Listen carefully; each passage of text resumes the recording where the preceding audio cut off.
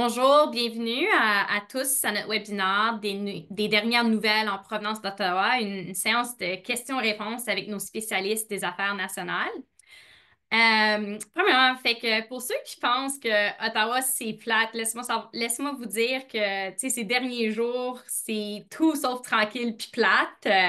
En fait, avec les tarifs, la guerre commerciale des États-Unis, le climat politique au niveau fédéral, tu sais, on commence vraiment à se demander si les surprises vont un jour s'arrêter. Mais un peu plus sérieusement, même si les tarifs et le contexte commercial retiennent beaucoup de notre attention ces jours-ci, aujourd'hui, on veut vraiment profiter de l'occasion pour vous donner quelques nouvelles sur certains dossiers du côté fédéral. Puis c'est vraiment le but d'aujourd'hui, là, c'est vraiment d'avoir une conversation, une discussion sur quelques dossiers clés au niveau fédéral et qu'est-ce qui se passe à Ottawa. Puis, tu sais, le gros morceau, là, la partie des tarifs, on va sauver cette section-là pour la fin parce qu'on va sûrement avoir plusieurs questions sur cet enjeu. C'est tellement un enjeu très important. Bon, même avant de se lancer directement dans notre discussion aujourd'hui, juste quelques petits points à mentionner. Fait que dans la fonction chat, l'onglet au bas de votre écran, c'est là que vous pouvez télécharger la présentation d'aujourd'hui. Il y a une copie là-dedans que vous pouvez accéder. Aussi, j'aimerais juste mentionner que l'enregistrement de ce webinaire aujourd'hui vous sera envoyé dans les prochains jours à venir. Puis finalement, n'hésitez pas à poser des questions n'importe quand durant le webinaire. On va essayer d'aborder toutes vos questions, vous répondre directement durant ce webinaire. Puis écoute, si on manque de temps, on vous reviendra par réponse écrite dans les jours à venir si on n'a pas la chance de répondre directement aujourd'hui. Donc, on passe à la prochaine diapo pour nos introductions. Donc, moi, je me présente. Moi, c'est Michèle Auger. Je suis analyste principale des politiques avec l'équipe nationale de la SCI. Ça fait près de 10 ans que je suis avec l'équipe. Je suis ce qu'on appelle une franco-ontarienne. Donc, écoute, mon français n'est pas parfait, mais je me débrouille avec vous aujourd'hui. Puis, je vous présente aussi mes collègues, fait que nos spécialistes des affaires nationales. Avec moi, j'ai Jasmin Guénette, notre vice-président. Jasmin? Oui, ben merci Michel et bonjour tout le monde. Ça me fait plaisir. Je suis heureux d'être avec vous encore une fois aujourd'hui. Puis avec nous aussi, c'est Simon Godreau, notre économiste en chef. Simon, allô? Bonjour tout le Puis, monde. allô? Puis finalement, on a Christina Santini, notre directrice des affaires nationales. Christina, deux petits mots? Bonjour tout le monde, plaisir. Super. Donc, à l'agenda pour aujourd'hui, sur la prochaine diapo ici, on va vous passer au travers de nos priorités, ce que vous nous avez dit sont les priorités. Ensuite, on passera directement d'une discussion sur le paysage politique fédéral. Puis finalement, on ira sur une bref aperçu sur les changements des gains en capital. Puis finalement, on finira sur une session et une discussion entre la situation commerciale entre le Canada et les États-Unis. On y va. Je passe la parole à Simon qui va nous commencer ça.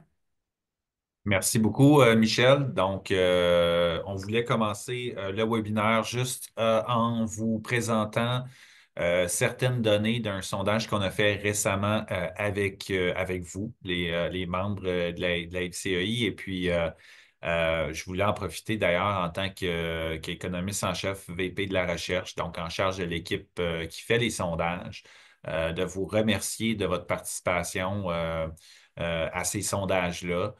Peut-être des fois, vous vous demandez ben, pourquoi on fait ça. Ben, on fait ça, pour que ça nous permette d'avoir des résultats sur vos priorités, vos enjeux. On amène ces données-là dans l'espace public quand on s'assoit aussi auprès des politiciens pour leur montrer ce qu'il faut faire réellement selon les entrepreneurs du Québec, du Canada. Merci encore. Et ça, c'est des résultats là, qu'on voulait vous présenter qui démontrent vos priorités quand même assez récentes, là. On parle d'un sondage qui a été fait en janvier 2025, 2093 membres de la FCEI qui ont répondu à ça. En haut de la liste, qu'est-ce qui devrait être considéré comme prioritaire par les gouvernements, là, donc que ce soit fédéral, provinciales, parfois même municipales. Réduire votre fardeau fiscal global. Donc, vous étiez 78% à mettre ça en priorité élevée et un autre 16% là, qui disait que c'était aussi une priorité à un niveau moyen. Donc, quand même un résultat assez fort. Les coûts d'exploitation, il faut s'attaquer à ça. Vous nous dites régulièrement, c'est beaucoup plus coûteux de faire des affaires maintenant qu'il y a quelques mois, quelques années. Il y a beaucoup de, de pression au niveau des coûts là, qui vous ont été appliqués là, dans les derniers temps. Donc, il faut que les gouvernements jettent un œil là-dessus. On agit aussi là-dessus à la FCI. On va pouvoir en parler un peu plus longtemps dans le webinaire. Adopter des politiques qui favorisent la productivité des PME. Productivité, c'est un enjeu qui est à la mode présentement. Mais qu'est-ce qu'on peut faire justement? Là, il y a différents éléments qui peuvent aider à la productivité des PME. Et donc, un de ceux d'ailleurs qu'on a mentionné et qui fait partie aussi de vos priorités, c'est la paperasserie, alléger la paperasserie pour les entreprises. Voyez les autres priorités là, qui défilent là, dans la liste. Je ne les couvrirai pas toutes, mais simplement pour mettre la table là, sur ce webinaire, on voulait vous présenter un peu ce que vous voyez comme étant en haut de la liste de choses à faire pour nos gouvernements dans la prochaine année, dans les prochains temps. Bon, fait que je vous invite de poser des questions à n'importe quel moment dans l'onglet Q&A, mais de toute façon, on a reçu quelques questions d'avance spécifiquement sur nos priorités pour 2025. Fait qu'une des questions qu'on a reçues, c'était quelle initiative la FCEI mettra-t-elle en place pour soutenir les entreprises en difficulté financière? Fait que je ne sais pas s'il y en a un d'entre vous qui voudrait répondre. Je peux peut-être me lancer en premier, là, puis mes collègues voudront peut-être compléter ce que je vais dire, mais c'est sûr que, il y a plusieurs éléments à regarder. D'ailleurs, ce graphique-là montre, c'est qu'il y a plusieurs endroits où on peut agir.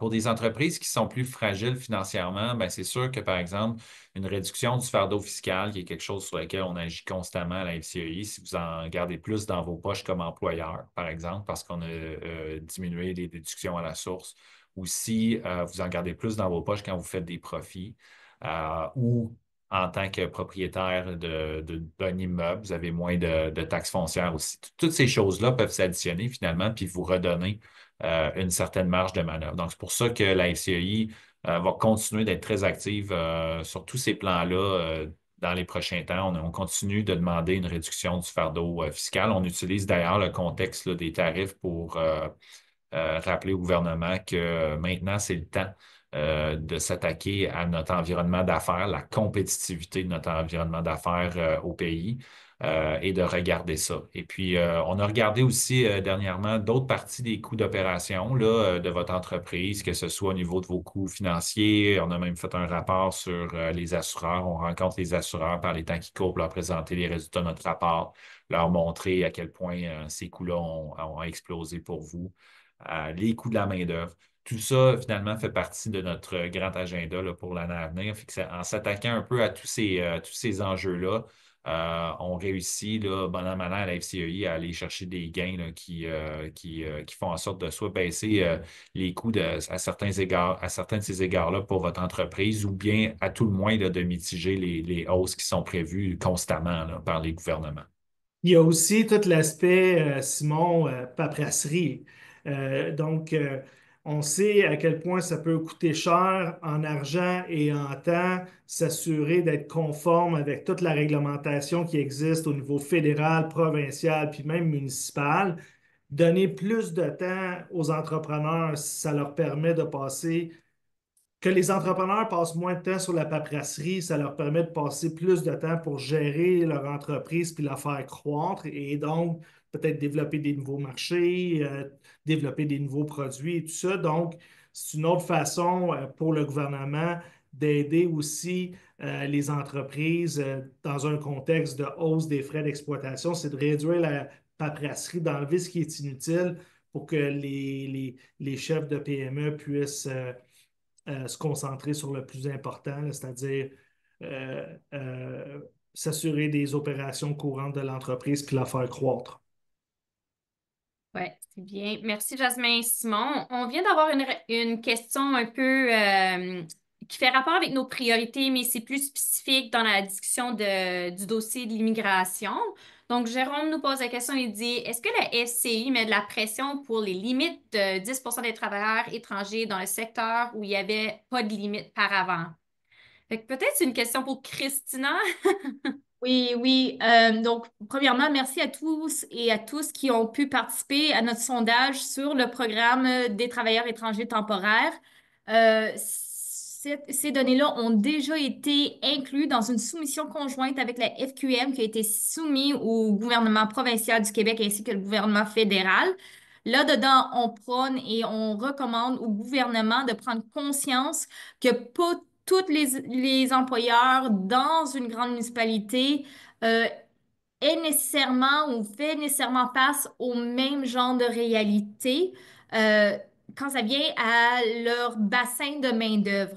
Par exemple, un employeur de Oka n'a pas nécessairement le même accès aux travailleurs qu'un employeur de Montréal, mais ils sont traités de la même manière. Puis, donc, on soulève des recommandations de vraiment penser aux besoins et prendre en tête les qualifications qui sont requises pour un certain poste à place d'un refus général pour le traitement de l'application. Donc, ça, c'est un des éléments ou un des nouveaux changements. Vis-à-vis le 10%, avec la FQM, encore une fois, on a mis en avant que certains employeurs ont besoin de revenir aux 20% et on continue à pousser et à prôner pour ce 20%-là, surtout dans les secteurs de région, mais aussi certaines, encore une fois, certaines communautés qui ne partagent pas le même bassin de travailleurs que la région administrative dans laquelle ils ont été agglomérés. Donc ça, c'est une des sensibilisations, mais on doit aussi être sensible que le gouvernement est très concerné que le taux de sans-emploi parmi les Canadiens est en train d'augmenter et ça se peut qu'il augmente encore plus dans les prochains mois avec les tarifs. Et donc, il veut que les Canadiens soient considérés en premier. Et ils sont en train de mettre des mesures pour renforcer cela. Donc, on essaie d'avancer l'intérêt de nos membres tout en étant sensible au contexte actuel, incluant le taux d'emploi, sans emploi. Puis, tu sais, étant donné du contexte actuel, tu sais, quand on passe à la situation politique fédérale actuelle, ça complique les choses encore plus. Puis, je pense que ça fait un bon, tu sais, un bon petit changement à la prochaine diapo. Est-ce que tu peux nous parler un peu du contexte fédéral? Oui, bien sûr, le contexte fédéral, dernièrement, mot qui pourrait le mieux décrire, c'est incertain ou fluide. Euh, C'est janvier dernier, le premier ministre a dit ou a annoncé cette démission qui pourrait prendre effet une fois que, il aurait fait une transition avec le nouveau leader du parti politique libéral. Le Parti libéral est en train de choisir son nouveau chef. Il va être choisi cette fin de semaine-ci. Nous avons mis en avant ce que nous, on considérait une plateforme électorale pour les PME à tous les partis politiques ainsi que les candidats à la chefferie libérale. Pendant ce temps, bien que les ministres et le premier ministre Trudeau ont toujours leur titre, leur fonction, leur pouvoir, le Parlement est prorogué jusqu'au 24 mars, ce qui veut dire que les projets de loi n'avancent pas. Euh, Vraiment, c'est juste sous les autorités courantes que le gouvernement peut essayer de faire des influences ou mettre en place des mesures. Donc, c'est quelque chose qu'on doit être sensible. Euh, Avec l'annonce des tarifs, on a appelé sur le gouvernement, au gouvernement de revenir siéger pour assurer qu'il soit capable de passer les lois qui seraient nécessaires pour appuyer les PME dans les mois à suivre. Mais c'est à voir s'ils vont le faire dans les prochaines semaines. Encore une fois, le Parti libéral ne choisit son chef que cette fin de semaine. Le calendrier électoral, qu'est-ce qu'il y a de l'air? On sait qu'il y aura une élection d'ici le mois d'octobre. Au moins, c'est ça qui est censé se passer basé sur la loi. Mais ça étant dit, on peut attendre l'élection dans quelques semaines. Donc, ça serait au plus tard au mois d'octobre, mais il peut y avoir une élection fédérale d'ici la fin du mois aussi. On se Ouais. prépare pour les deux éventualités. Ouais, on est un peu partout, on ne sait vraiment pas comme qu'est-ce qui va arriver du jour au lendemain, même du côté fédéral. Puis ça, c'était une des questions qu'on avait reçues d'un membre, c'est quand il va y avoir des élections fédérales. Puis ouais, on ne sait pas, tu sais, ça pourrait être ce printemps comme ça pourrait être en automne.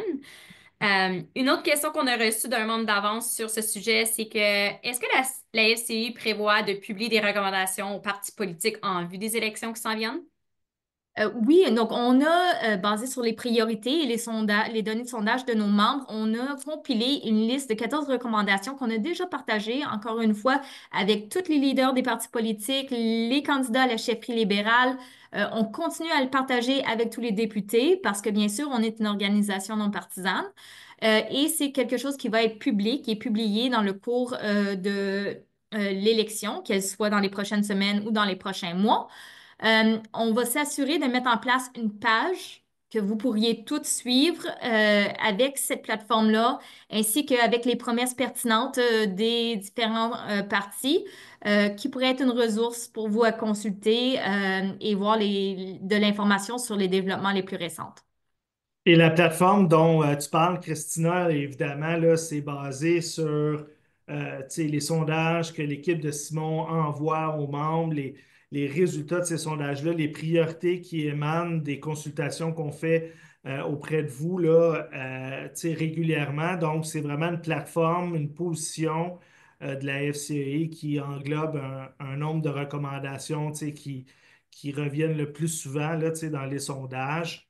Puis, c'est vraiment un moment, tu sais, assez unique là, où il y a le premier ministre qui ne sera plus peut-être premier ministre bientôt, un nouveau chef du Parti libéral. Il y a des tarifs, le Parlement est prorogé. Il y a vraiment beaucoup de choses qui se passent en même temps. Mais c'est pour ça que Michel disait en introduction que c'est pas plate d'être à Ottawa à ces temps-ci. Oui. Euh, Sur ce sujet, je pense que ce sont toutes les questions qu'on a reçues des membres. Je ne vois pas de questions dans l'onglet Q&A, donc on pourrait passer à la prochaine diapo sur les gains en capital. Oui, donc on sait, au cours du budget 2024, le ministre Freeland, à ce moment-là, avait annoncé des changements au taux d'inclusion de gains capital et au traitement des gains capital. Il y avait des positifs dans tout ce qu'il avait, ou elle avait annoncé, je devrais dire, et des points négatifs.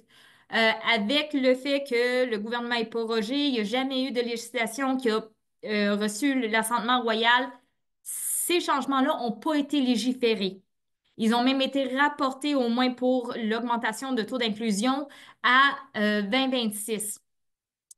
Ce que nous, on va souhaiter, ce qu'on met l'emphase avec nos engagements au niveau politique, bien sûr, c'est de retenir les aspects positifs, tels que l'augmentation du ECGC, mais de abandonner, surtout dans le contexte tarifaire où on veut encourager l'investissement, encourager les business à croître. C'est pas le temps d'augmenter le taux d'inclusion. Donc, abandonner cette proposition, même pour 2026, ne poursuivez-la pas, c'est pas le temps.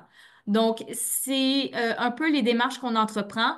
L'aspect clé ici, c'est de savoir qu'aucune de ces mesures-là ont été légiférées à ce moment, mais on continue à essayer d'influencer qu'est-ce qui est retenu et qu'est-ce qui est abandonné. Parce que même si ça avait été présenté dans le budget de l'année passée, ça n'a jamais été déposé officiellement dans un projet de loi. L'automne dernier, à la Chambre des communes, il y avait une certaine paralysie. Et là, ben, la Chambre des communes Ouais. est tout simplement fermée. Donc, évidemment, il n'y a pas de projet de loi qui avance. Et puis, je pense qu'on a écrit là, récemment au ministre des Finances pour lui suggérer d'abandonner le projet tout simplement, d'augmenter le taux d'inclusion, comme tu disais, Christina. Oui. Puis on avait dit s'il n'était pas prêt à l'abandonner, de au moins le repousser. Et pas longtemps après, il a sorti avec le repoussement. Et donc là, on a encore le temps et de l'espace pour demander au gouvernement de l'abandonner. C'est vraiment pas le temps. Fait que ça, c'est une des questions qu'on a reçues le plus souvent là, à l'avance de ce webinaire, c'était que les changements, est-ce qu'ils pourraient vraiment entrer en vigueur? C'est toujours possible.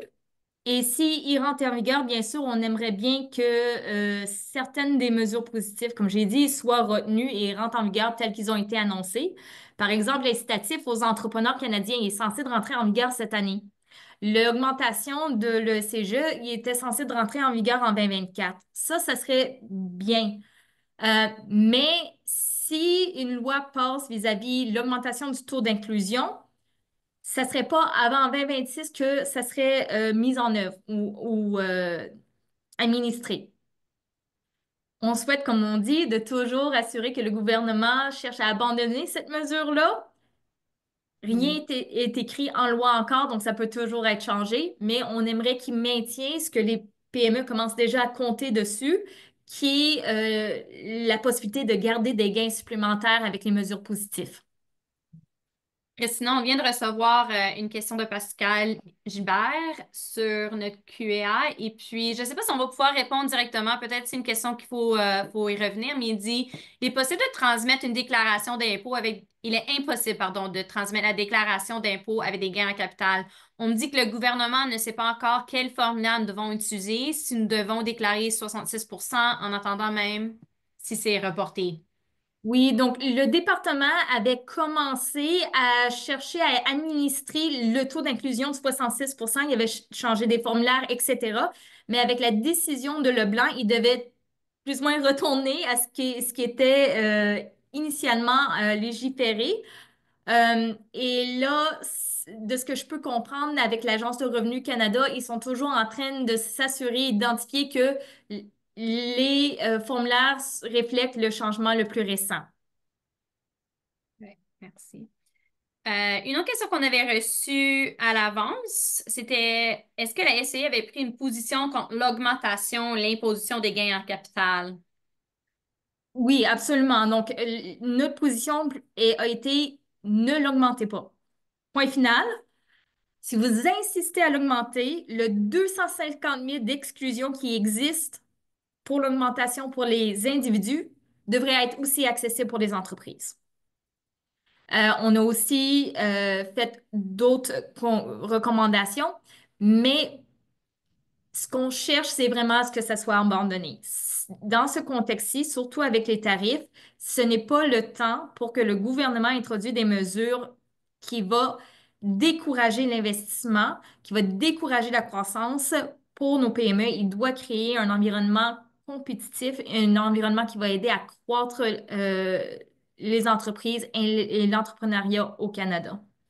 Là aussi, tu sais, si je ne me trompe pas, Christina, euh, donc le ministre actuel des Finances a repoussé ça jusqu'à l'année prochaine au minimum.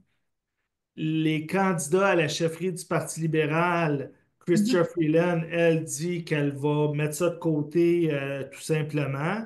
Je me souviens pas si Mark Carney a pris position là-dessus, mais j'ai l'impression que l'augmentation qui avait été annoncée l'année passée pourrait bien jamais avoir lieu parce qu'on se rend compte que augmenter le fardeau fiscal des entreprises, c'est une mauvaise idée, là.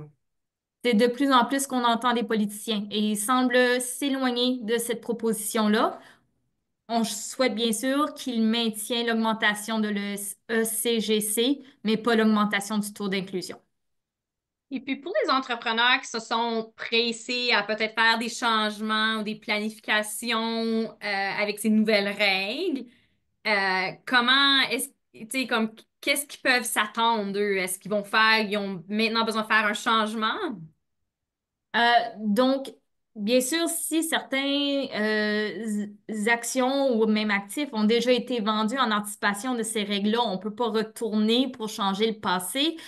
Pour qu'est-ce qui s'en vient ou les déclarations qui ont été faites, consultez votre comptable, il va vous aider ou votre planificateur financier, il va vous aider à identifier qu'est-ce qui est mieux pour votre réalité et votre contexte. Pour le moment, rien, il y a beaucoup d'incertitudes. Ouais. Les éléments peuvent changer, mais pour 2024 et pour 2025, le taux d'inclusion va être 50%. Merci pour la clarification. Euh, il semble avoir une dernière question là-dessus, puis ensuite on ira directement au tarif. Mais est-ce que la SCI fait des pressions au gouvernement provincial et fédéraux pour des subventions d'investissement euh, afin d'aider les PME qui se sont réels moteurs économie canadienne? Fait que c'est un peu compliqué. Je pense que ça fait plus rapport avec la question des tarifs. Fait que peut-être on va y revenir sur celle-là et poser plus de clarifications, mais on peut peut-être sauter dans les diapos des tarifs puis présenter un peu ce qu'on fait là-dessus pour revenir à cette question à la fin.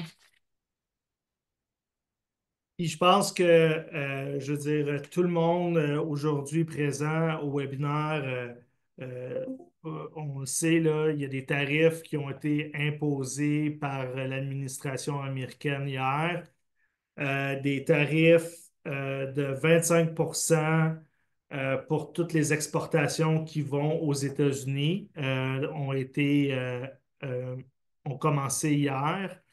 Les exportations canadiennes de pétrole, de gaz puis de d'autres minéraux, eux, sont imposés, ils ont des tarifs douaniers de 10 mais pour tout le reste, là, le Canada s'est vu imposer des tarifs douaniers de 25 tout de suite après, le gouvernement canadien a imposé aussi des tarifs douaniers de 25 sur un certain nombre de marchandises importées des États-Unis. Et la réplique du Canada vise à imposer des contre-tarifs en deux vagues. Donc, la première vague, c'était hier, une liste de marchandises imposées avec des tarifs douaniers de 25 Et il y a une période de consultation qui est en place présentement. Et il y a une deuxième phase de tarifs qui pourrait arriver dans une vingtaine de jours, qui comprendrait là, une liste de marchandises beaucoup plus longue et exhaustive que celle qu'on a en date d'aujourd'hui. Donc, c'est fait. On pensait au début que les tarifs étaient pour être mis en place le 1er février. C'est pas arrivé. On avait eu un mois de sursis. Je pense que jusqu'à la dernière minute, tout le monde espérait que les tarifs ne soient pas imposés, mais non. En date d'hier, ça y est, c'est tombé des tarifs douaniers de 25 sur les exportations canadiennes aux États-Unis. Euh, la situation est très fluide, ça bouge beaucoup, il y a des changements presque à la minute, là.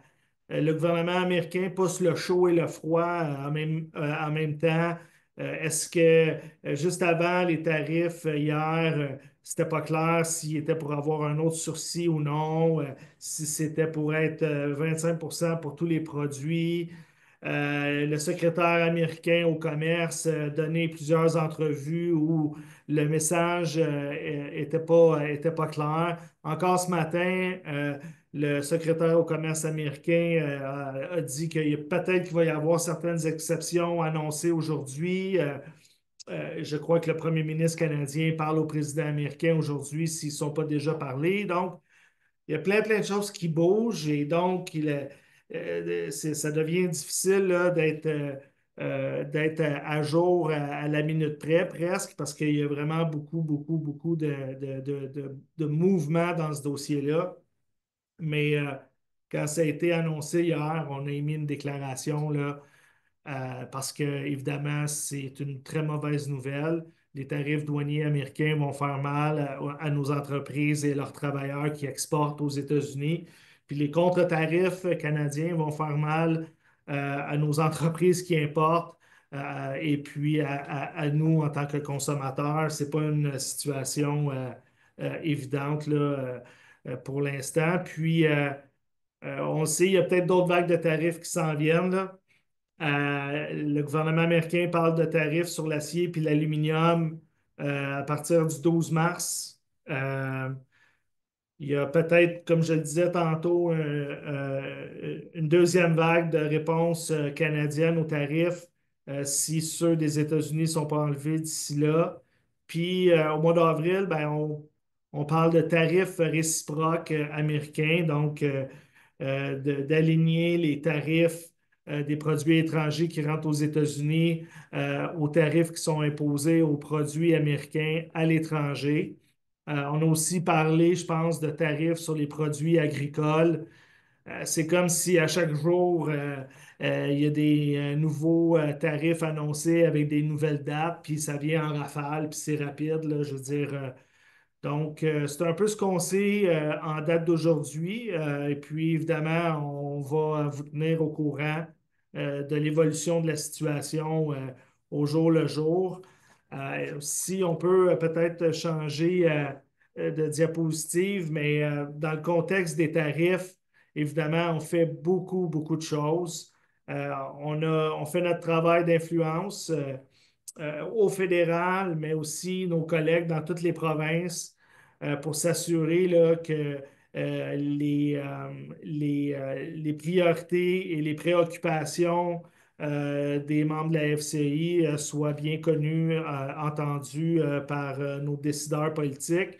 Essentiellement, on a 5 grandes recommandations pour l'instant pour faire face aux tarifs américains, c'est-à-dire améliorer le commerce interprovincial, réduire le fardeau fiscal des entreprises, réduire le fardeau réglementaire des entreprises, aider les entreprises à diversifier puis trouver d'autres marchés, puis aussi que le gouvernement remette l'argent collecté des contre-tarifs aux entreprises canadiennes qui sont touchées là, par les tarifs actuellement. Donc, on fait un travail d'influence au quotidien, là, au fédéral et dans les provinces. Comme je le disais, on veut que l'argent qui est collecté par le gouvernement fédéral canadien des contre-tarifs soit retourné rapidement dans l'économie et pas juste aux grandes entreprises, mais aux PME. On a fait des webinaires spécifiques là-dessus. Peut-être qu'il y en a un certain nombre d'entre vous aujourd'hui qui ont assisté à ces webinaires-là, sont disponibles sur notre site web et on va en faire d'autres. On va continuer à faire des webinaires sur la question des tarifs pour s'assurer qu'on puisse répondre le plus possible au plus grand nombre de questions concernant cet enjeu-là. Simon et son équipe vont continuer à faire des sondages de la recherche pour voir un peu comment la situation évolue. Rappelez-vous, durant la pandémie, hein, n'est-ce pas, Simon, quand la pandémie a commencé, ben, ton équipe, c'était des sondages à chaque semaine quasiment là, pour savoir un peu c'était quoi l'évolution de la situation. Donc, on va avoir la même approche là, si les tarifs restent en place pour essayer d'avoir une vue là, euh, de l'impact le plus à jour possible. Euh, on a une page web, elle est super bien faite, avec beaucoup d'informations sur qu'est-ce qu'on fait, les lettres qu'on a envoyées, c'est quoi les tarifs, une belle section Q&A là, où il y a plein de réponses aux questions que vous pourriez avoir. Donc, si vous avez des interrogations par rapport aux tarifs, comment ça marche, c'est appliqué sur quoi, qu'est-ce que je peux faire, où je peux me tourner pour avoir de l'info, tout ça, notre page web, elle a plein d'informations. Puis elle est mise à jour aussi souvent que, il faut le faire parce que le président américain fait souvent des annonces, ça bouge beaucoup, donc on essaie de garder cette page-là à jour. Euh, Parmi les recommandations qu'on fait là, pour atténuer l'impact des tarifs, ben, c'est évidemment de soutenir nos entreprises locales.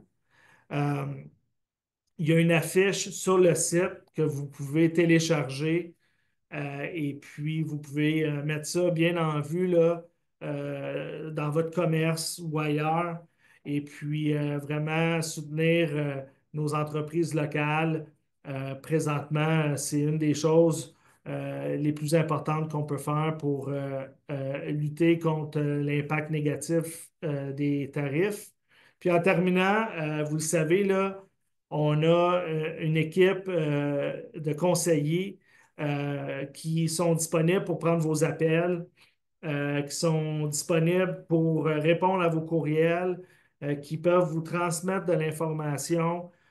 Aujourd'hui, on a sur notre webinaire Ali Choli qui fait partie justement de l'équipe des conseillers aux entreprises qui répond aux questions que vous avez sur toutes sortes d'enjeux. Puis là, bien évidemment, les tarifs, c'est l'enjeu de l'heure.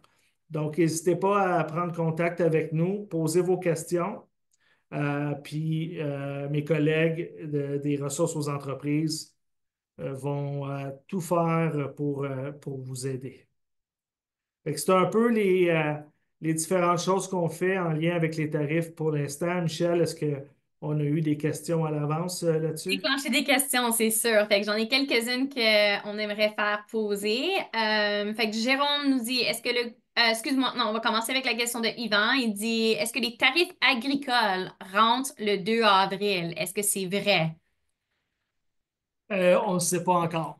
Donc, c'est ce qui a été annoncé par le président, mais si le passé est garant de l'avenir, on ne peut pas avoir aucune certitude avant que ça commence vraiment. Si on se rappelle, les tarifs devaient être mis en place d'abord le 1er février, puis à la dernière minute, ça a été repoussé d'un mois. Jusqu'à la dernière minute, hier, on ne savait pas si c'était pour commencer ou non, puis ça a pris une intervention du président lui-même tard en journée pour confirmer le tout. Fait que c'est dur à dire si le 2 avril, il va y avoir ou non des tarifs sur les produits agricoles. Sur ce Euh, point-là, on a reçu une question de Jérôme qu'on va poser ici, mais tu sais, les médias, eux, ils semblent dire que certains produits pourraient être exclus. Est-ce que Trump est supposé d'en parler cet après-midi? Est-ce qu'on sait de cette situation?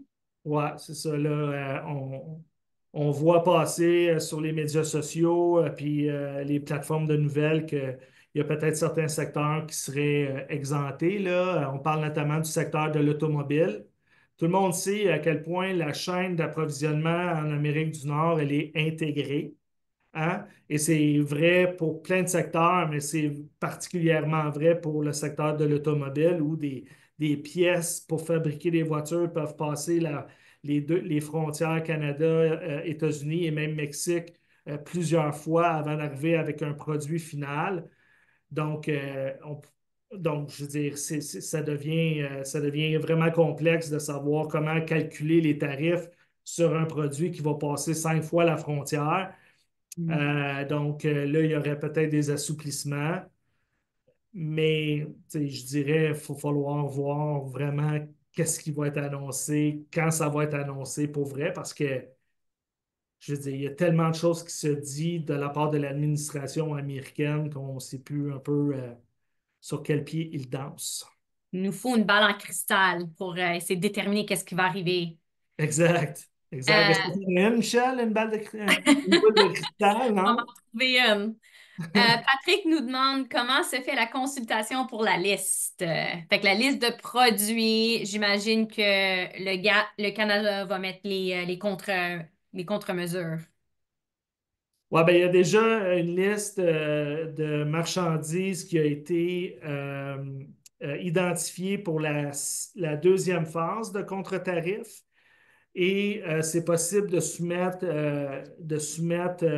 les commentaires déjà dans le contexte des consultations. Michel, est-ce qu'on a mis le lien sur notre page tarif? Oui, fait que sur notre page web, tarif, tu peux accéder à la liste aujourd'hui qui est là de produits qui font partie des contre-mesures canadiennes, là. Fait que si tu importes certains produits des États-Unis, ils sont déjà sur cette liste-là. Une deuxième liste va être ajoutée, mais le Canada fait une consultation sur qu'est-ce qui sera ajouté sur cette deuxième liste. Sur notre page web, on a toute l'information en tant que, tu sais, où aller, où trouver la liste, puis comment participer à la consultation aussi. Puis éventuellement aussi, il ne faut pas oublier que le Canada a déjà mis ou est sur le point de mettre en place un processus de remise là, pour atténuer l'impact des contre-mesures pour les entreprises canadiennes. Donc, ça sera possible pour certaines entreprises de faire des demandes d'allègement de tarifs canadiens. Il y a, je pense encore une fois, cette information-là sur notre site web. Et donc, c'est un formulaire à remplir, puis il y a plein de choses à faire pour éventuellement peut-être être exempté des tarifs canadiens.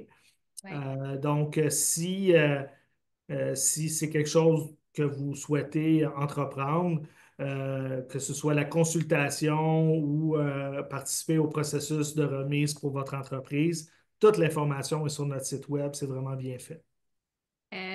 Merci, Jasmin. Peut-être une question pour Simon. Je ne sais pas, Simon, si tu veux t'attaquer à une question qu'on a reçue d'avance, mais la question d'un membre, c'était quel sera l'impact des tarifs sur la valeur du dollar canadien? Oui, ben merci pour la question. Ce qu'on peut dire, puis on le voit déjà, le dollar canadien s'est affaibli quand même de manière assez importante. Il avait commencé sa descente, là, pour ceux qui suivent ça peut-être un peu plus attentivement, vous avez vu peut-être que le dollar canadien avait déjà commencé à s'affaiblir depuis le début de l'automne passé, depuis septembre.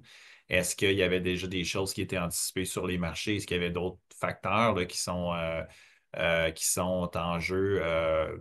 C'est une question, mais il reste que dans les faits, là, le dollar canadien a quand même perdu plusieurs cents là, par rapport au dollar américain. Hier, je regardais sur les marchés, on était un peu en bas de 69 sous, on était dans 68 et quelques. Et malgré les chutes là, des indices boursiers et d'autres indicateurs, là, le dollar avait pas chuté, quand même rechuté lourdement. Est-ce que ça veut dire que ça a été déjà anticipé en grande partie, puis qu'on a atteint une espèce de plancher bas? Encore une fois, là, on est dans une situation où on a tellement d'inconnus que c'est très difficile de fournir ici une prévision là, sur la trajectoire du dollar. Mais il y a une chose qui est sûre, ce qu'on peut dire, c'est qu'il est plus faible qu'il était il y a à peu près 4 ou 6 mois. Et ben, à cette étape-ci, à moins qu'il y ait un redressement spectaculaire puis que les tarifs tombent là, du jour au lendemain, je ne vois pas vraiment là, le dollar se renforcer dans le contexte actuel. C'est un, c'est un très bon point. Puis un de nos membres, Pascal Guilban, dit fait que la réplique du Canada va pas justement affaiblir le dollar canadien et créer soit des tarifs plus élevés pour les contribuables ou les pertes d'emploi. Fait que je sais pas si on peut aborder un peu cette situation économique puis y répondre.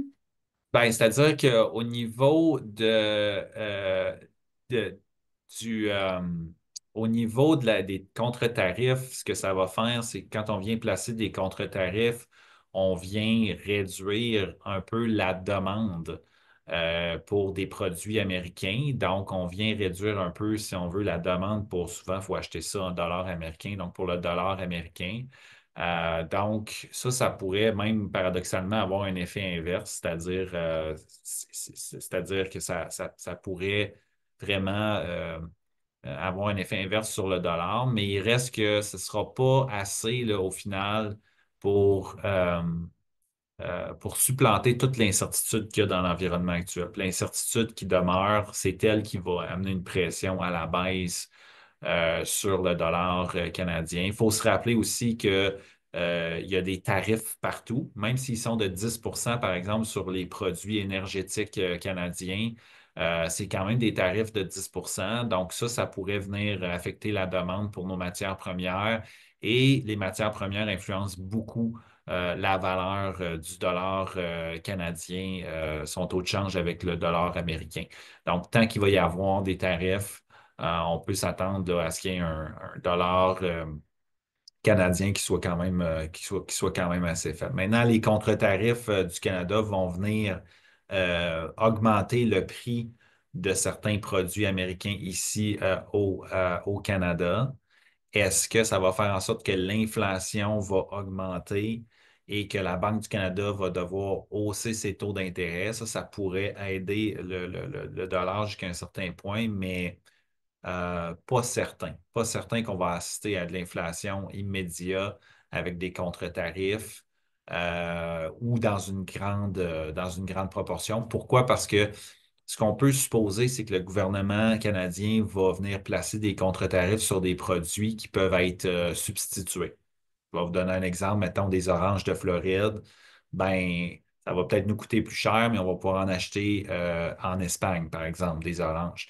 Et ça va coûter plus cher, un petit peu d'inflation, mais peut-être pas tant que le 25 de contre-tarif. Peut-être que les oranges d'Espagne coûtent 10 plus cher. Alors, c'est toutes ces choses-là qu'il faut mettre dans la balance, puis c'est un peu complexe, mais je reviens à ce que je disais. Le bottom line, comme on dit en bon français, c'est que le dollar canadien, on peut s'attendre à ce qu'il demeure pas mal plus faible là, qu'il était, par exemple, il y a 6 mois ou au début de 2024. Je sais que c'est un peu tôt, mais tu sais, on commence à recevoir des commentaires de membres, peur d'avoir à peut-être avoir à faire ou effectuer des pertes d'emploi. Je ne sais pas si on a de la recherche là-dessus ou quelque chose qu'on peut partager. Oui, certainement. Ben, tantôt, là, j'ai commencé le webinaire en vous remerciant là, pour votre participation. Là. C'est fantastique, là, toute l'information que vous partagez avec nous qui nous permet, je l'ai placé dans une optique, là, c'est notre mission première, là, c'est d'obtenir des gains pour vous là, quand on rencontre les décideurs. Mais vous pouvez aussi jeter un œil à toutes nos données, encore une fois, fci.ca/recherche. Presque en haut de la page ces temps-ci, vous allez voir notre sondage spécial sur les tarifs et des données qui sont publiques, là, qu'on a partagées depuis quelques semaines déjà. Vous allez pouvoir voir là-dessus la proportion d'entreprises, comment elles voient la situation actuelle. Est-ce qu'elles étaient préparées? Est-ce qu'elles ont déjà commencé, par exemple, à renégocier des contrats? Elles ont gelé l'embauche et tout ça. Alors, ça va vous permettre peut-être de voir où est-ce que vous vous situez là, par rapport à la moyenne. Des fois, on se compare, puis on se console. Peut-être vous vous dites, wow, je traverse tout ça ou j'ai pas encore fait ci ou j'ai pas pu faire ça. Ben, des fois, de vous comparer à l'ensemble des entreprises, ça peut être intéressant. Puis on a même un filtre là, sur la page. Vous pouvez filtrer les résultats par industrie et par province. Donc, vous pouvez voir un peu plus en détail les entreprises qui sont plus comparables à la vôtre, qu'est-ce qu'elles ont choisi de faire en moyenne. Euh, et donc, c'est ça, mais c'est clair qu'il y a plusieurs entreprises qui sont déjà touchées. Ça n'a pas pris le 4 mars là, pour déjà qu'on voit des changements, des contrats. Vous le savez tous, là, vous, de toute façon, là, vous êtes dans ce bain-là. Là, les contrats qui ont été renégociés, euh, les chaînes de production, des chaînes d'approvisionnement qui ont été un peu remodelées. Alors, tout ça est déjà bien en mouvement. Là. Ouais, puis selon le sondage qu'on a fait sur les tarifs, c'est à peu près 20 là, des entreprises qui envisagent de réduire le personnel en raison des tarifs. Puis ça a été mentionné avant que les tarifs soit effectivement mis en place. Donc, déjà, l'incertitude a fait baisser pour certaines entreprises le niveau de commande, les ventes. Il y a eu déjà un impact juste à cause de l'incertitude. Puis c'est une entreprise sur 5 qui, malheureusement, a dit qu'il envisageait peut-être de réduire leur effectif. Puis c'est pour ça qu'il y a beaucoup de gens là, tu sais, qui s'inquiètent vraiment de cette guerre tarifaire-là. C'est un des aspects. Là, c'est est-ce que ça pourrait nous mener jusqu'en récession? Est-ce que ça pourrait créer des pertes d'emplois massifs? Quel genre d'impact il pourrait y avoir sur l'économie canadienne dans son ensemble si une guerre tarifaire dure plusieurs mois? Là? Tu sais, on est vraiment dans l'inconnu. Puis, donc, je dis, il y a des travailleurs au sein d'entreprises qui exportent énormément aux États-Unis. Là, tu sais, il y a bien du monde nerveux aujourd'hui, c'est sûr. Là. Tu Oui, as puis raison de dire, Jasmin, qu'il y a beaucoup d'inconnus. Mais par exemple, là, c'est sûr que, tu sais, je ne vais pas tourner autour du pot, là, c'est sûr que si on a des tarifs comme ce qui a été annoncé puis qu'il n'y a pas vraiment beaucoup d'exclusion, c'est sûr qu'on se dirige vers une récession à court, moyen terme, là, quelque part cette année. Là. Ça, c'est sûr. La plupart des économistes qui se sont prononcés récemment ont aussi dit ça. Maintenant, on ne le sait pas. Tu sais, on ne sait pas. C'est-tu des tarifs qui vont être mis en place puis qui vont être enlevés plus tard cet après-midi ou la semaine prochaine ou dans 2 mois? On a beaucoup d'incertitudes par rapport à ça. Mais si c'était appliqué pleinement, comme ça a été annoncé, 25 sur tout, sauf un 10 sur l'énergie, c'est quand même suffisant pour amener le pays dans une récession. Là, je veux prendre quand même un peu de temps pour parler quand même du côté un peu moins dramatique des affaires. Là. On vient de traverser, rappelons-nous qu'on vient de traverser une pandémie. C'était un choc probablement encore plus grand, par contre, que ce que ça pourrait représenter. Ça veut juste dire quoi, ça? Ça veut dire qu'on va passer au travers. C'est pas la fin de l'économie canadienne. Et oui, ça va être difficile pour plusieurs entreprises, pour plusieurs d'entre vous, puis il faut qu'on travaille très fort pour atténuer tous les impacts. Mais d'un point de vue global, ce que je veux dire, c'est que l'économie canadienne va quand même réussir à se sortir de ça. On est inventif, on est innovant, on est travailleur. Puis on a une économie qui est quand même une économie du G7, puis qui est quand même diversifiée jusqu'à un certain point. Mais il faut travailler sur des solutions pour qu'on réussisse à en sortir, pas juste en sortir, mais en sortir le moins affaibli ou le plus fort possible, si on veut. Je- ah, oui, J'aimerais revenir sur le petit point du 20% des PME qui pensent qu'ils vont peut-être réduire les heures, réduire leur effectif, ralentir l'embauche, etc. Le gouvernement est sensible à cela. Vous allez voir sur la page web qu'on a mis en avant, on partage un lien à un programme qui existe qui s'appelle le programme d'assurance emploi de travail partagé. Si c'est quelque chose que vous croyez serait une option, c'est plus ou moins que pendant que vous cherchez un nouveau contrat et vous devez diminuer le rythme de travail, bien, ça permet aux travailleurs de partager la charge de travail qui existe en ayant le revenu complémenté par le programme d'assurance emploi. Disons, ils travaillent 3 jours et ils ont les prestations 2 jours. Donc, c'est quelque chose à regarder si vous êtes directement affecté par les tarifs. Et on s'attend, basé sur des remarques qui ont été faites par le premier ministre hier, quand il a annoncé les contre-mesures et qui a parlé au sujet des tarifs, que oui, il regarde à l'assurance emploi comment que ce programme-là va appuyer les PME ainsi que les travailleurs, bien sûr. Et on s'attend à ce qu'il y aura peut-être quelques annonces autour du programme de travail partagé, j'imagine, dans les prochains jours. ouais, c'est un très bon point, Christina. Merci tu sais, nous faire connaître que, tu sais, sur notre site web, on a déjà une liste de programmes et de services qui sont disponibles au niveau fédéral. Avec le programme que Christina mentionne, il y a aussi le service des délégués commerciaux. Puis, tu sais, au point que Simon faisait que, oui, on va s'en ressortir, mais, tu sais, faut aussi prendre des mesures peut-être un peu proactives puis chercher pour des nouveaux marchés. Puis ça, c'est vraiment une des choses qu'on n'arrête pas de recevoir en tant que commentaire des membres de la SCI. Puis les autres accords sont où? Puis où est-ce qu'on trouve les accords commerciaux? Puis comment est-ce qu'on rentre dans des nouveaux marchés? Je te dirais que le service des délégués commerciaux, ça serait un bon point pour commencer si tu commences à chercher pour des nouveaux marchés avec qui faire vos exportations. Mais aussi, tu sais, oubliez pas que le Canada a des libres-échanges avec 15 libres-échanges essentiellement, puis ça couvre 51 pays. Fait que, tu sais, peut-être qu'il y a une possibilité de s'éloigner un peu du marché américain puis faire une diversification. Fait que je voulais juste aussi souligner qu'il y a des possibilités d'être proactif puis essayer de changer un peu où est-ce que vous faites vos ventes.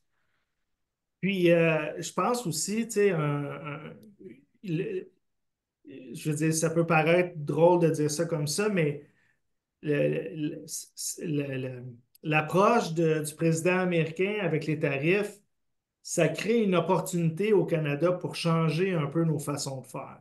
Le commerce interprovincial, je veux dire, doit être nettement amélioré. On doit faire tomber les barrières au commerce interprovincial. Et puis, ça fait plusieurs années qu'il y a des progrès, mais ça ne va pas très rapidement. Puis, je veux dire, c'est jamais nécessairement une priorité pour les gouvernements des provinces. Mais là, on sent un sentiment d'urgence. Ben, si on fait tomber les barrières non tarifaires entre les provinces, ça va nous aider. On parle beaucoup de réduire la paperasserie. Ben, on le voit là, tu sais, à quel point c'est important de donner de l'air à nos entrepreneurs pour qu'ils soient plus en mesure de s'occuper de leur entreprise puis pas de la paperasserie. La fiscalité, Simon parle beaucoup d'être compétitif. Ben, il ne faut pas être compétitif juste vis-à-vis des entreprises américaines, mais il faut être compétitif globalement parlant. Et donc, ça, c'est de s'assurer d'avoir un climat d'affaires au Canada qui va permettre à nos entreprises d'avoir du succès ici au Canada et ailleurs. Et vraiment, là, c'est en quelque sorte l'opportunité que le président Donald Trump nous offre, c'est que c'est un choc, l'approche commerciale des Américains. Et puis notre réponse, ça doit être d'améliorer le climat de nos entrepreneurs partout au pays. Je pense que tu sais, ça fait une belle petite boucle là, sur le sujet des tarifs. Puis on a encore quelques petites minutes, mais on a aussi reçu quelques questions des membres qui sont pas au sujet des tarifs. Fait qu'on pourrait peut-être les aborder avec le temps qui nous reste, si ça vous dérange pas. Euh, Au début, Christina, tu nous parlais un peu du dossier d'immigration et puis Jérôme m'avait posé une deuxième question, puis j'espérais qu'on pouvait la répondre ici pour lui. Fait que, est-ce que le gouvernement vous écoute réellement sur ces points d'immigration ou est-ce qu'ils font autruche? Euh, Jamais j'ai déjà écrit des lettres et tout de suite ils cherchaient à comprendre ou savoir qu'est-ce que ça venait. Là où qui nous écoute le plus, c'est quand il y a des erreurs ou des misinterprétations mises en œuvre de leur politique ou des impacts inconnus. Là, ils veulent en savoir plus. Donc, est-ce qu'ils nous écoutent? Oui. Est-ce que ça l'apporte à des changements immédiats? On continue à être sur leur dos. J'espère que ça répond à la question. Ah, merci. Une autre question qu'on a reçue à quelques petites reprises des membres à l'avance du webinaire, c'était sur Post Canada, puis avec la possibilité d'une nouvelle grève, comment est-ce qu'on défend les intérêts des membres de la SCI là-dessus? Ah, merci beaucoup. Donc oui, comme vous avez sûrement vu, on était parmi les premiers à sortir dès que la guerre avait été annoncée. Même avant, on demandait au gouvernement d'essayer de faire tout ce qu'il pouvait pour l'éviter. Euh, on a été identifié comme un des des intervenants les plus importants sur ce sujet-là, même dans les allocutions du ministre quand ils ont dit à Canada Post, c'était le temps de retourner au travail. Donc on avait fait plusieurs sondages, on avait fait plusieurs interventions médiatiques, on a fait des lettres, on a fait des soumissions, on a continué à engager les élus. Maintenant, on sait que le mois de mai, parce qu'il y a eu une trêve dans leur euh, conflit de travail, entre guillemets, et il doit essayer d'établir une entente avant le 22 mai. Donc, on a cette date-là en tête. On va mettre de la pression sur le gouvernement, s'assurant que les intérêts des PME quand même soient pris en conscience. On veut éviter une deuxième grève ou un deuxième arrêt de travail à ce moment-là. Il y a des problèmes avec Canada Post qui est structurel, c'est une entreprise de la couronne qui ont eu de la misère à rester financièrement solvable. Et les syndicats, à ce moment, protègent leurs membres de leur côté. Ils ne veulent pas des gros changements à leur contrat qui voudraient dire des changements d'horaire, des changements de paye significatifs, etc. Donc, vraiment, il y a une commission qui a été mise en place pour donner des recommandations parce que s'il y a un problème, le modèle doit être mis à jour, mais en même temps, on doit s'assurer que les PME et les Canadiens ont accès à un service de qualité et abordable à travers Canada Post.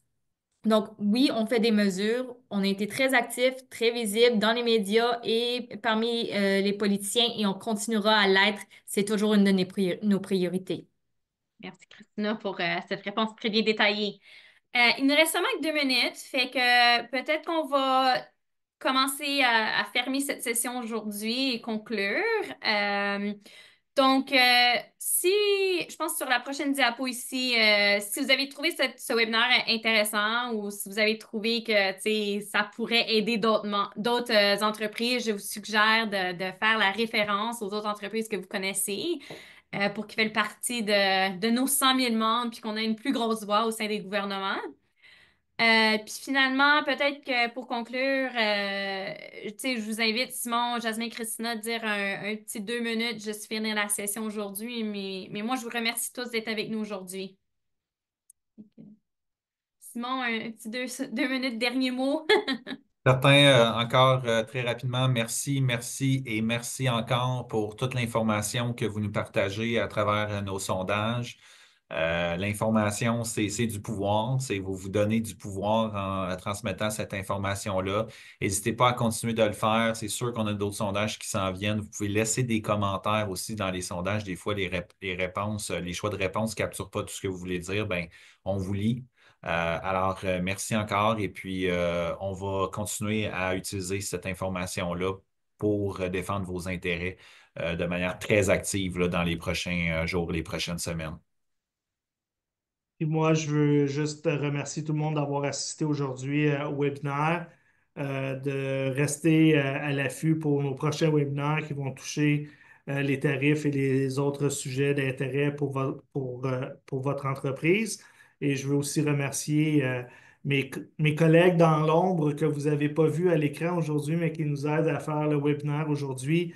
Alisha, Mkesh, Vaïd, sans qui le webinaire aujourd'hui ne pourrait pas se faire. Alors, je veux prendre le temps de remercier mes collègues pour leur aide. Et je vais échoer ce que Simon et Jasmin ont dit. Merci à tous et à tous, à nos membres. S'il vous plaît, continuez à répondre aux sondages, partagez vos histoires parce que des fois, c'est vraiment l'aspect qualitatif, vos histoires qui frappent les politiciens, qui aident à faire un enjeu raisonné. Et des fois, c'est bel et bien les chiffres. Les deux nous aident énormément.